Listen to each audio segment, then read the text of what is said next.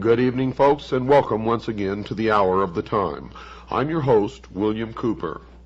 We continue where we left off last Friday night, February the 12th. And I want to quickly reiterate that what you're going to hear does not necessarily reflect my beliefs or my religion or the beliefs of the staff or management of WWCR Worldwide Christian Radio.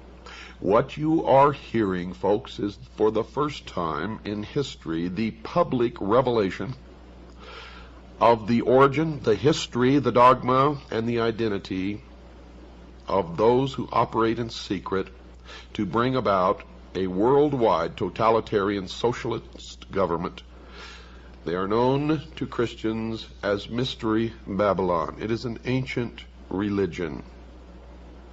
Now get a pencil and paper ready, because if you did not tape last Friday night's broadcast, or if you did not hear it, you must order it.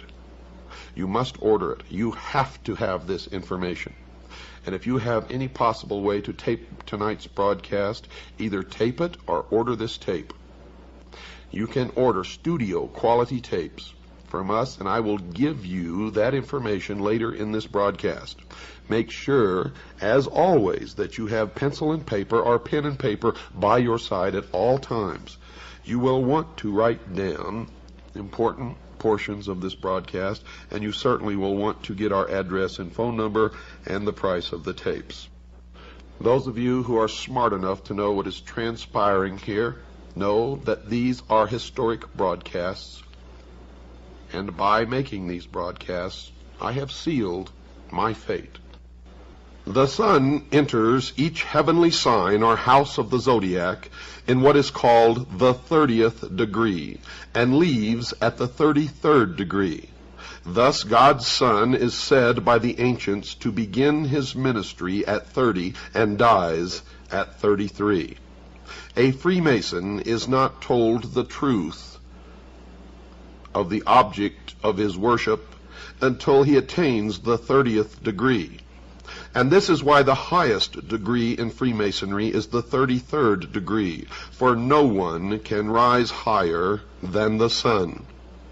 When viewing the shimmering rays of sunlight on a body of water at dawn or sunset, one can still see today how God's Son walks on water.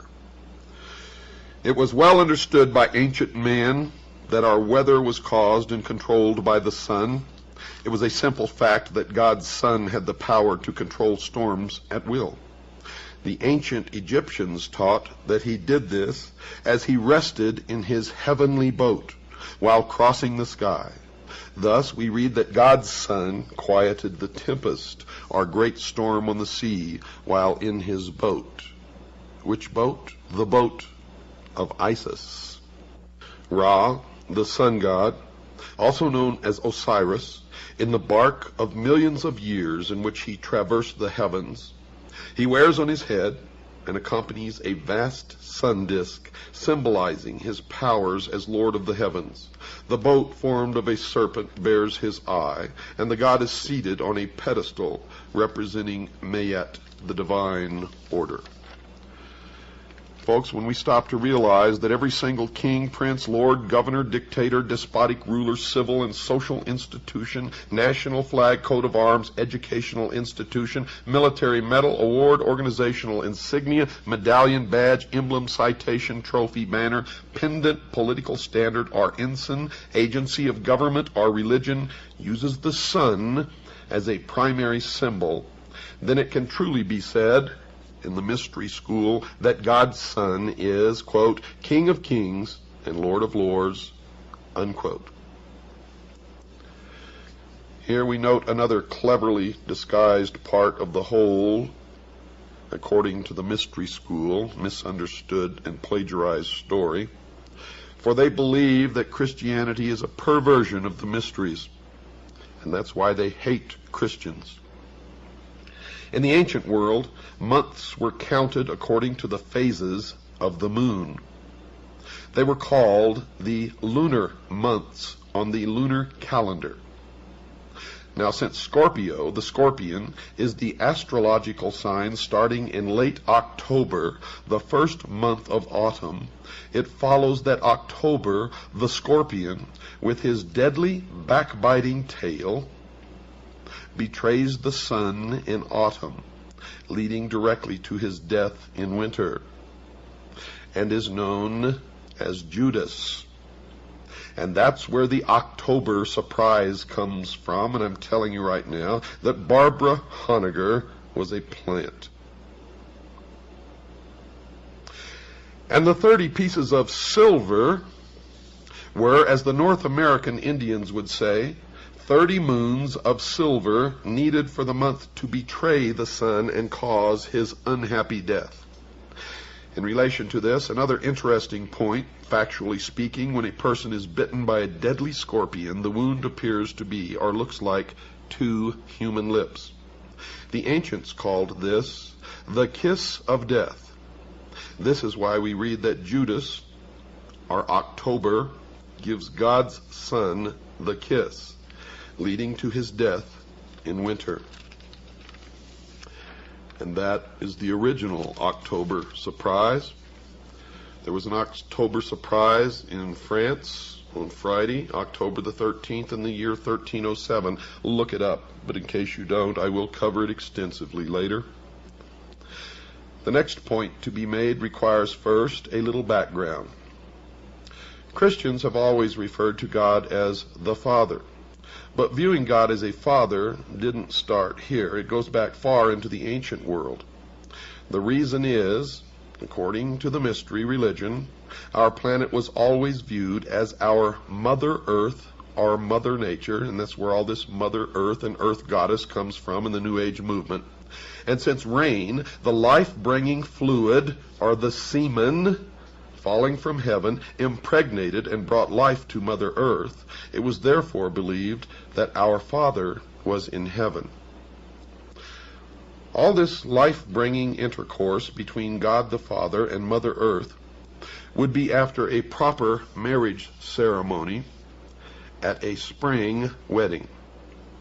In the area today called Israel, anciently called, quote, the land of Canaan, unquote, the sexual fertility rites of spring were celebrated each year in what was called, quote, the marriage feast of Canaan, unquote. And so the New Testament story was, Mother Earth asked God's Son to draw water from the sea for the grapes to make fine wine for the wedding feast. And this marriage feast story is over 5,000 years old, 3,000 years before the New Testament story. And the mystery schools believe it is just one more case of pious plagiarism. Now it is at this point we need to go back to the ancient Egyptians to further understand this story. Though all of the essential pieces of the Christian story were long in existence before Egypt, the only thing different, folks, is the names were changed to protect the innocent. It was with the coming of the pharaohs that the story was finally codified and became religious dogma. Though the story varied in some details from place to place in Egypt, the essence was always the same. God's Son, spelled S-U-N, our risen Savior, was the light of the world, who gave his life for us. Now remember, this is according to the belief of the mystery religion of Babylon. From the Egyptian records, we learn that the newborn son, Horus, was given the title the Logos, which means the Word. Egyptians further said the Word was made flesh and dwelt among us, and since we enjoy only one Son in heaven, he was said to be the only begotten of the Father. The Word was lost, and that story is told in the Osirian cycle of Isis, Osiris, and the child Horus. And you will learn that the symbol of the Word today is the obelisk, the monolith, the stone. It is also called the lost word of Freemasonry. And I will explain the meaning of all of those things later. Another interesting point not to be missed concerning Horus. Later in Egyptian history, he was given a second name, Isos, or Isis, meaning holder of the light. Still later, in Roman Latin, I became interchangeable with J. So from Isis, we get Jesus. All of this can be read by anyone in a public library, if you so desire.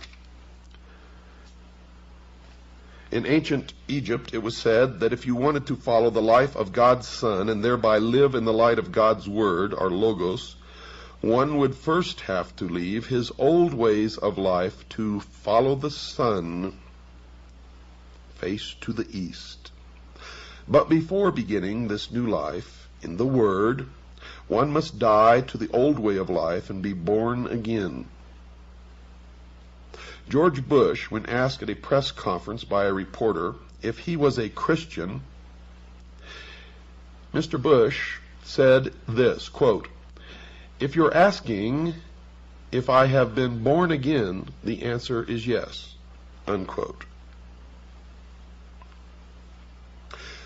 Your first birth was out of the water your mother formed you in.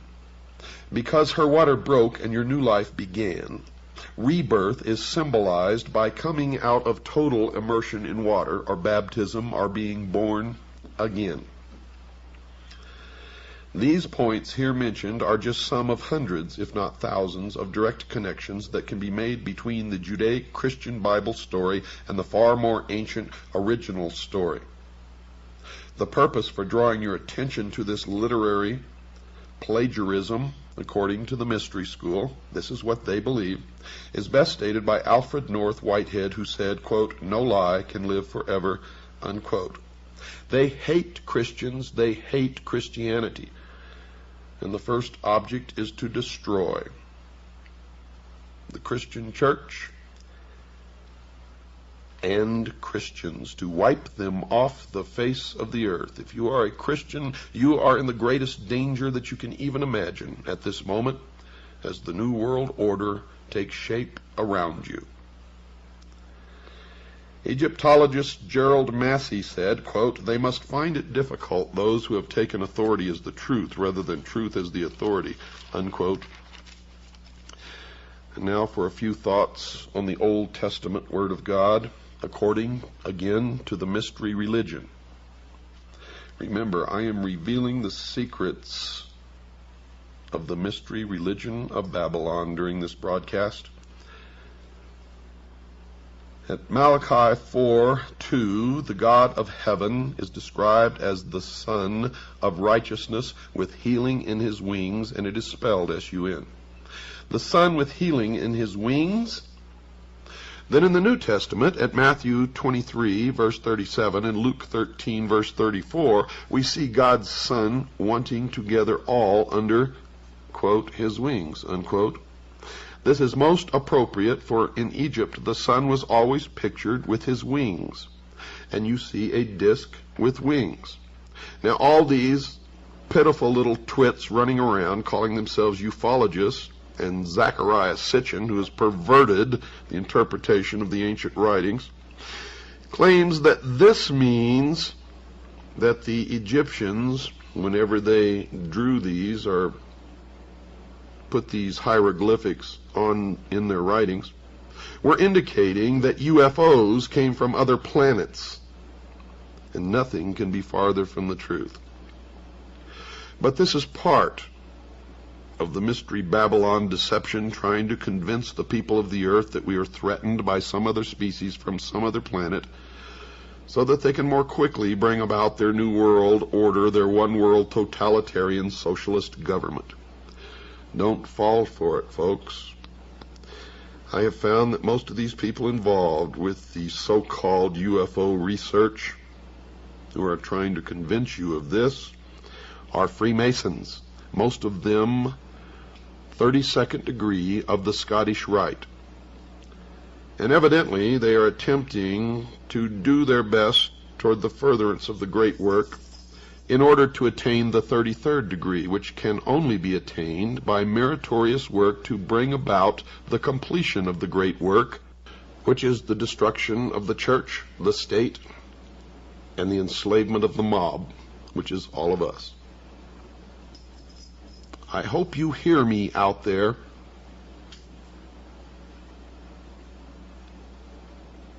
In the most ancient Egyptian understanding of things, mankind was called the sheep of God. And the great orb of day, God's sun, was the overseer, or, in the exact words from the ancient Egyptian manuscript, the good shepherd. And we are his flock. All ancient kings thought of their people as sheep to be pastured, with themselves as the shepherd. Sheep are ideal followers, you see, for they do not think for themselves, but will blindly follow anyone without question, and that's why I call most people sheeple. It's truly admirable behavior for animals, but it is very, very unwise for humans. Sheep were born to be fleeced and have the wool pulled over their eyes, and are eventually always led to the slaughter. Lastly, they end up as a tasty meal eaten by their masters, and their skin, or their hide, or their wool is worn as an apron around a Freemason's waist. How about that? Keep all of the foregoing in mind, folks. We read again from the Old Testament book of Psalms.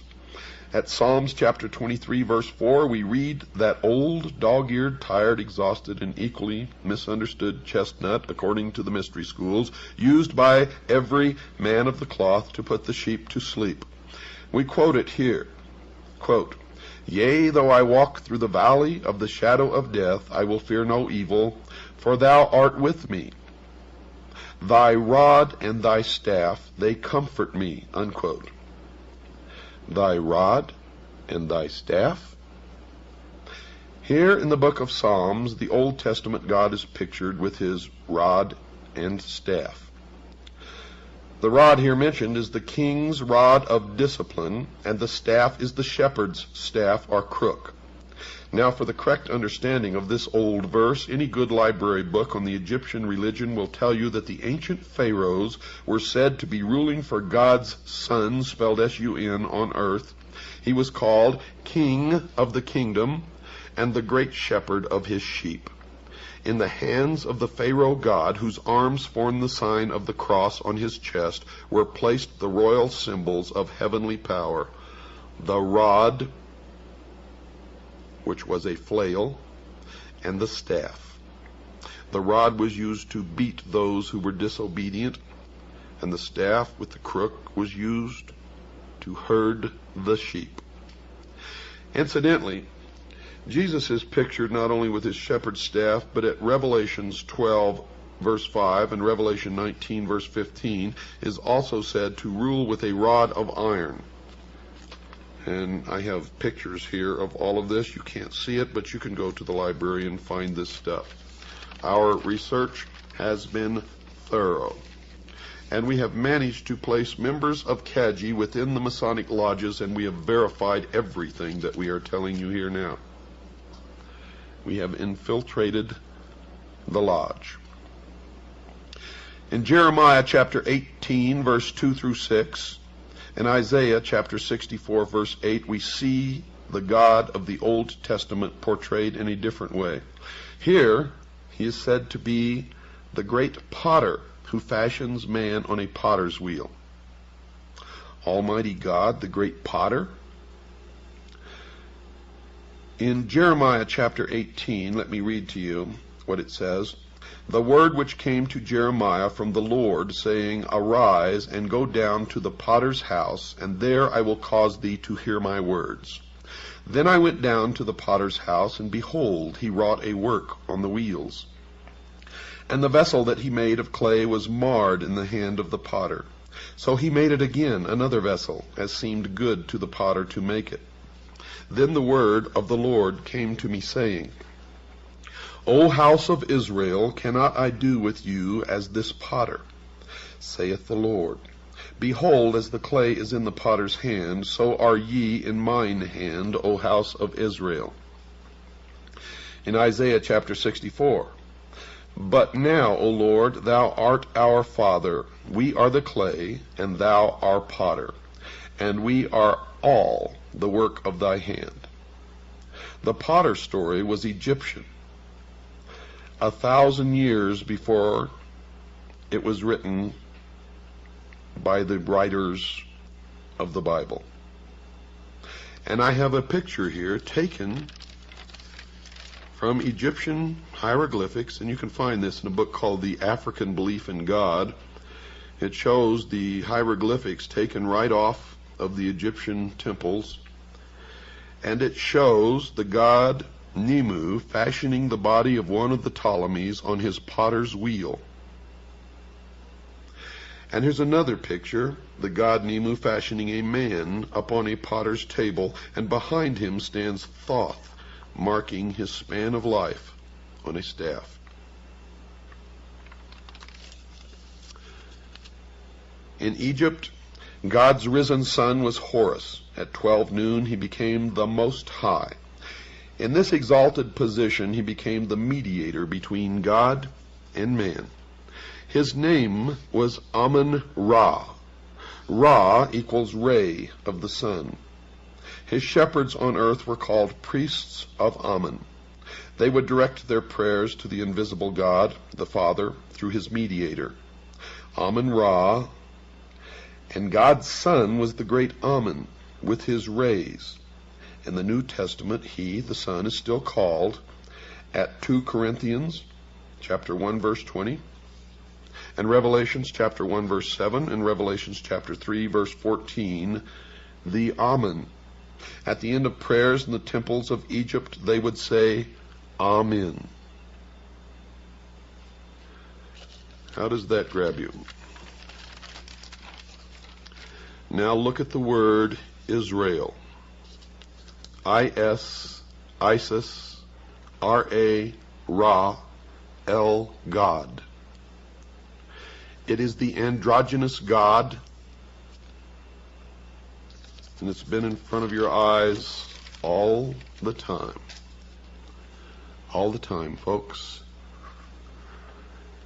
Anyone who goes to any library and does the research that we have done can reveal that the religion of Mystery Babylon is exactly as I have stated it last Friday night and during this broadcast, and will continue to state it because there is a lot more, folks.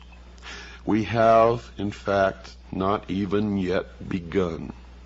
For this is the only ancient portion, the beginning of the ancient worship of Baal, or Baal as some pronounce it. Ba was the sun, El means God.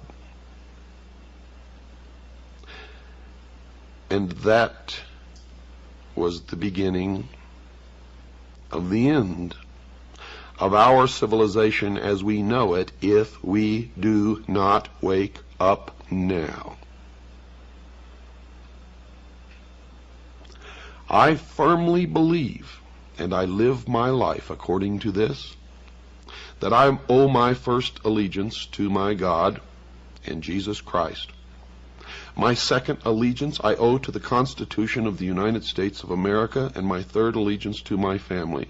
And the reason my allegiance is that in that order is because God endowed man with unalienable rights. The Constitution protects those rights, and the family is thus able to survive and be protected and thrive. And the family is the basic unit of civilization. Period.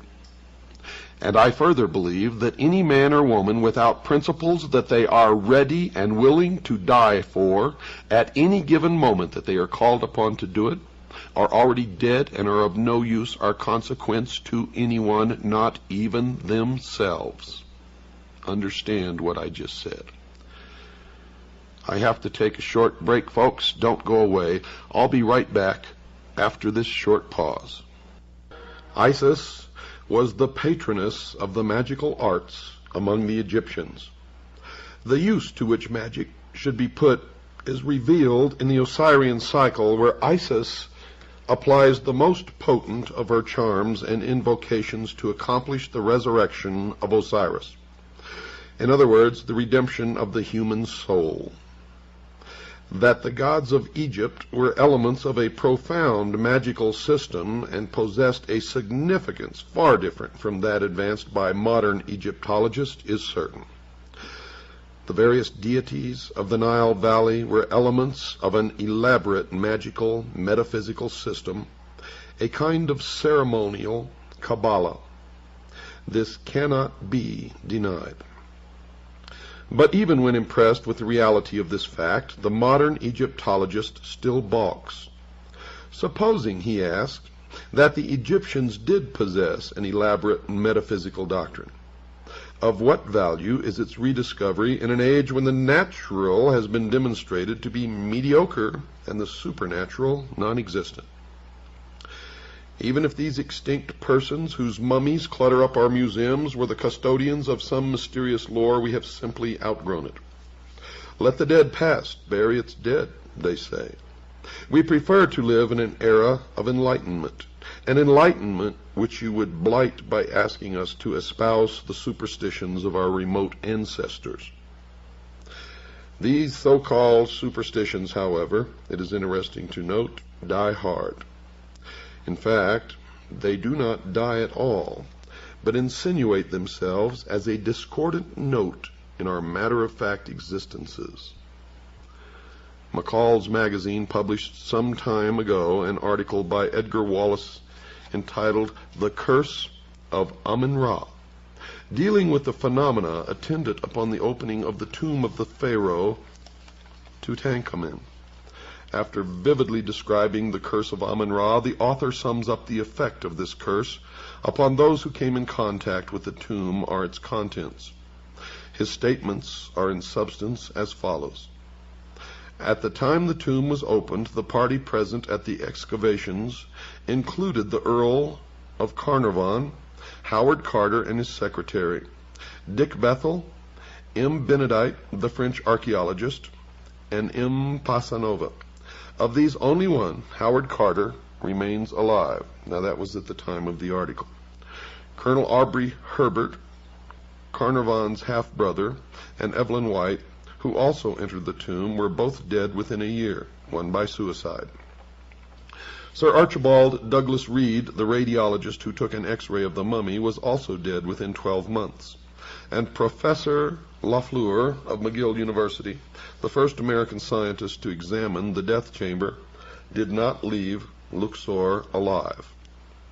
Wolfe Joel visited the tomb and was dead within a year. Jay Gould was taken ill within the tomb and died. Attendants whose duty it was to look after the exhibit from the tomb in the Cairo Museum also sickened and died. 7 French authors and journalists visited the tomb, and 6 were dead within 2 years.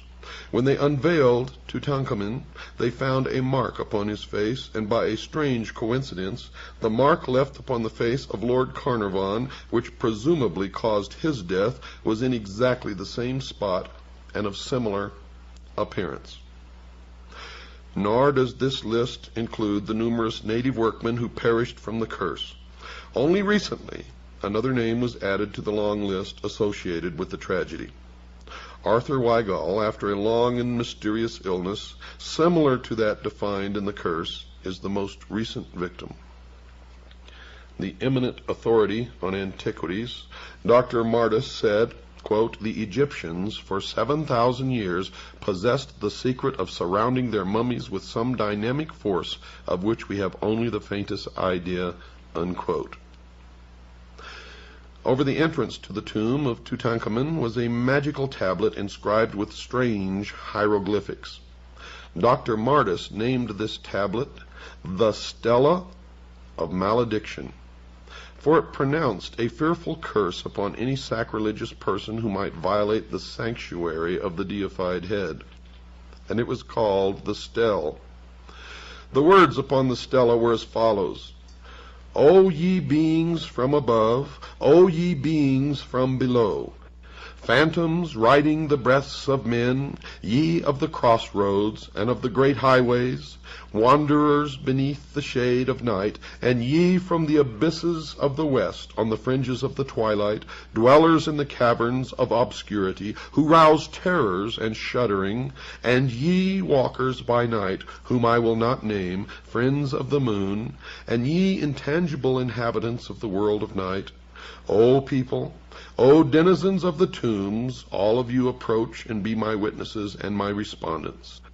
Let the hand raised against my form be withered. Let them be destroyed who attack my name, my foundation, my effigies, the images like unto me." Unquote. Can modern Egyptologists and scientists in all branches and departments view lightly the culture of the Egyptians if their researches into the forces of nature gave them such strange power and enabled them to master natural laws of which modern learning has no knowledge or conception? Did you know that Lars Hansen was reared in the Stell Group? Did you know that a very famous talk show host who covers for the Masons all the time was a member? Also was heavily involved with the Communist Party? Did you know these things? Do you ever bother to check, you who listen to these people and believe them blindly? You, the sheeple of the world? Circumstances so extraordinary as the curse of King Tutankhamun simply overtaxed the theory of mere coincidence, folks. Nor is this an isolated case, as those will remember who read the accounts of the Cleopatra mummy curse many years ago. It will also be noted that in this age of moral certitudes, the story of the Tutankhamun curse had no sooner been broadcast than several of our large museums were deluged by gifts of Egyptian antiquities from private individuals who no longer desired to own them. And these persons, most of them well educated, as modern education goes, were not superstitious. They were just careful.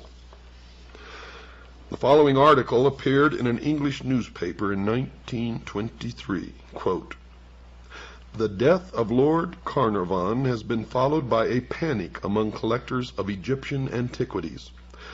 All over the country, people are sending their treasures to the British Museum, anxious to get rid of them because of the superstition that Lord Carnarvon was killed by the Ka, or double of the soul of Tutankhamun. These fears are, it is hardly necessary to state, absolutely groundless." Unquote. It's also hardly necessary, folks, to add that the journalist fails to give his authority for the last sentence. The newspaper article continues. Quote, "An avalanche of parcels containing mummies, shriveled hands and feet, porcelain and wooden statuettes, and other relics from the ancient tombs descended this week on the British Museum. Fear inspires these gifts, brought by every post. The belief that a dead king's curse is potent for evil after thousands of years won thousands of adherents on the day when Lord Carnarvon became ill.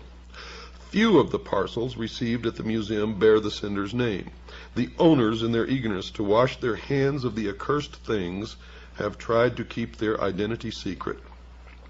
The British Museum is a godsend to the superstitious. It offers a means of shifting the liability to expert shoulders. The museum authorities are used to such liabilities, having harbored the coffin lid of the powerful priestess of Amun-Ra for years. But they are not at all grateful for the present flood of gifts. The museum weathered a similar storm some years ago, when the story of the curse of the priestess of Amun-Ra became public. Sufficient scare gifts were received to fill a large showcase. A long chain of fatalities has been attributed to the curse of the priestess. Men who have made fun of the superstitious have died within the year. Another story is that a photographer took pictures of the priestess and placed the plates in his safe. When he went to look at them some weeks later, the glass had become a thin brown powder." Unquote. Now let us consider the rational explanations, so-called adduced by science in disposing of the superstition of the king's curse. Dr. Frederick H. Cowles, FRGS, famous British scientist, declared in an interview years ago that Lord Carnarvon and a number of workmen engaged in excavation met their deaths as the result of a poisonous and almost invisible dust placed there purposely by the wily priests to bring destruction upon the violators of the dead. Quote, "This poisonous dust," unquote, says Dr. Coles, quote, "analysis of which has baffled scientists, was scattered about the tomb. Lord Carnarvon was not the only one to note its fatal property, as a number of workmen engaged in the excavation were likewise stricken. Most of these died a lingering death, but others, greatly impaired in health, have recovered," unquote. There is nothing in the learned doctor's explanation, however, to account for the fact that Howard Carter did not chance to breathe any of the noxious vapors, although he was more steadily engaged in the work of excavation than even Lord Carnarvon. It's also questioned how much science actually knows about this mysterious dust which defies analysis, for if it cannot be analyzed, how can it be either identified with certainty or even proved poisonous? The term poisonous dust is evidently the charitable term that covers a multitude of scientific shortcomings. Several years later, there was another revelation that they were stricken with some virus that inhabits ancient tombs. And who knows what the real story is? Though sorcery has been accorded no official recognition by modern science, there is nevertheless a certain quasi-official acceptance of the reality of occult phenomena throughout the civilized world. In a newspaper interview, Sir Arthur Conan Doyle illustrates the widespread recognition of the idea that the Egyptians knew how to surround their dead with mysterious guardian agencies which throughout the centuries visited their vengeance upon grave robbers, scientific or otherwise. In discussing with the correspondent of the Daily Express the death of a certain Mr. Fletcher, who had felt the wrath of Egypt's dead, Conan Doyle declared that the tragedy was caused by Egyptian elementals guarding a female mummy because another student of Egyptology, a Mr. Robinson, had begun an investigation of the stories of the mummy's malevolence. Quote, "I warned Mr. Robinson," he says, "against concerning himself with the mummy at the British Museum. He persisted, and his death followed," unquote. You may wonder where all this is going. But it becomes clear when you understand that the Egyptians inherited the religion of Babylon. So are we to presume that this single phase of ceremonial magic constituted the entire repertoire of the Egyptian thaumaturgists?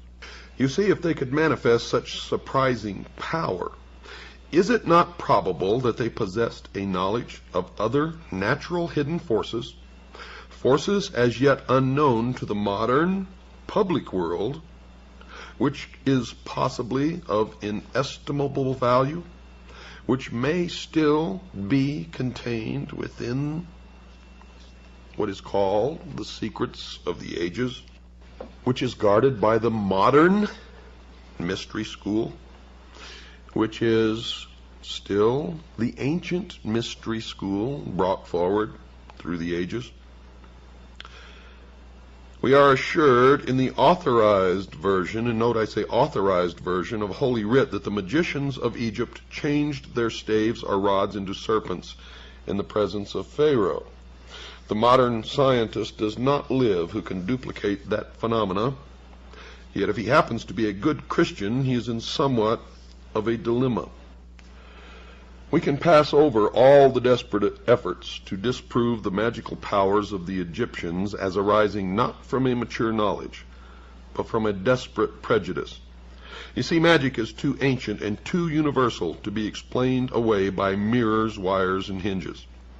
In Egypt, we are dealing unquestionably with true manifestations of occult power. The learned author of Art Magic presents what may be accepted as a reasonable, accurate estimation of the priest-magicians of the old Egyptian mysteries. Quote, They were highly educated, scientific men.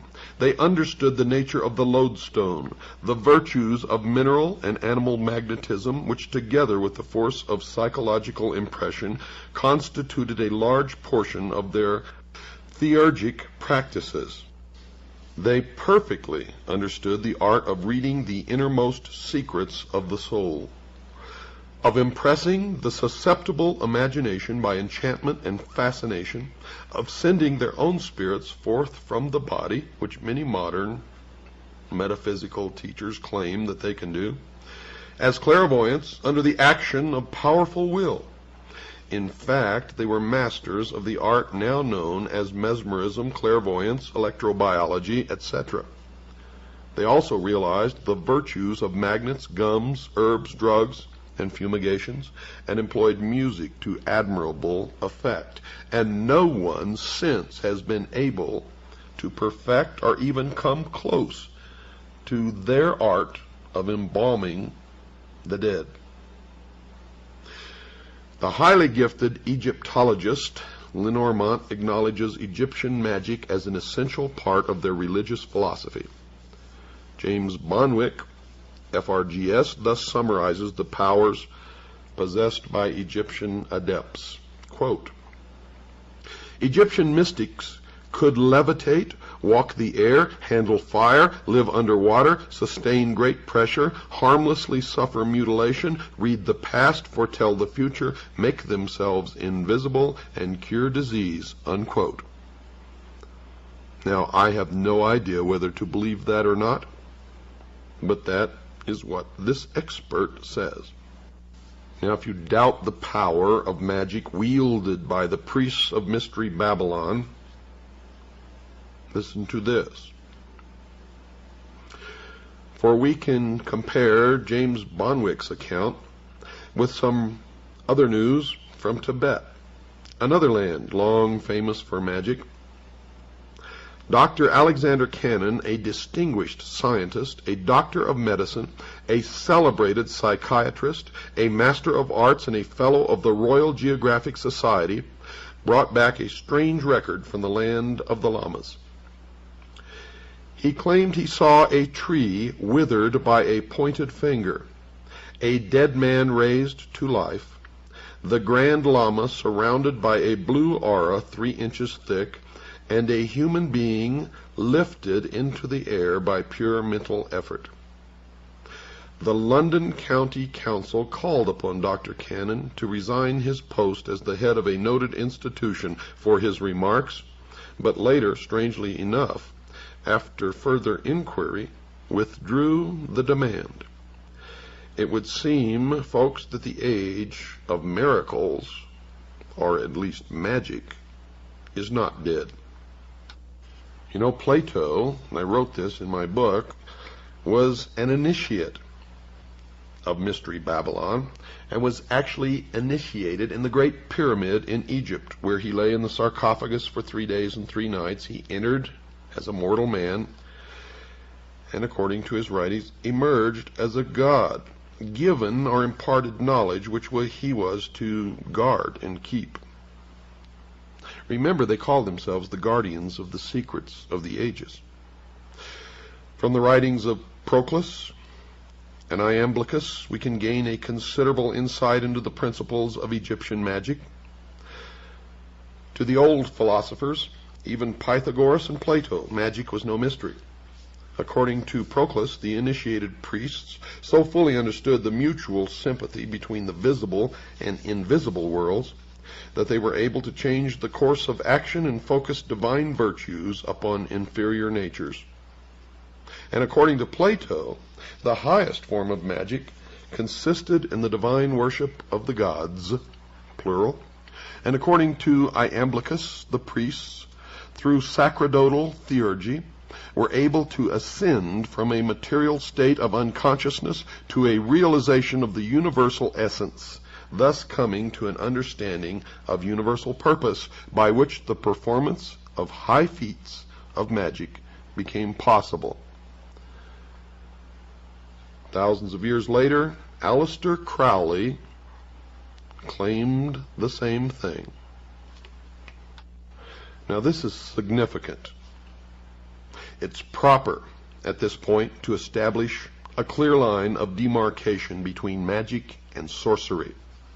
You see, the term magic was not associated with occult jugglery by the Egyptians, but arose from a profound understanding of natural law.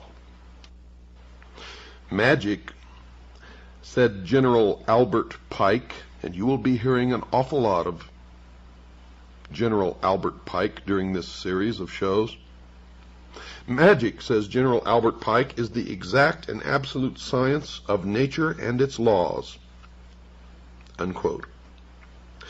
From the knowledge of this absolute science arises occult science. Occult merely means hidden, folks. From experience in occult science, in turn, arises the theurgic art. For as surely as man has adapted his physical universe to his purposes, so surely the adept of the mystery school adapts the metaphysical universe to his purposes. To acknowledge that the Egyptians possessed the power of adapting mystical forces to physical ends is to bestow upon them proficiency in the most perfect and difficult of the arts, according to the mystery religion of Babylon. Yet to deny this ability on the part of the Egyptian priests is to deny the evident, and we must resign ourselves to the undeniable fact that they possessed a form of learning which has not been conferred upon this present race, at least publicly. Men like Aleister Crowley have proven that it has been passed down through the ages and is kept and practiced secretly by those who call themselves the guardians of the secrets of the ages.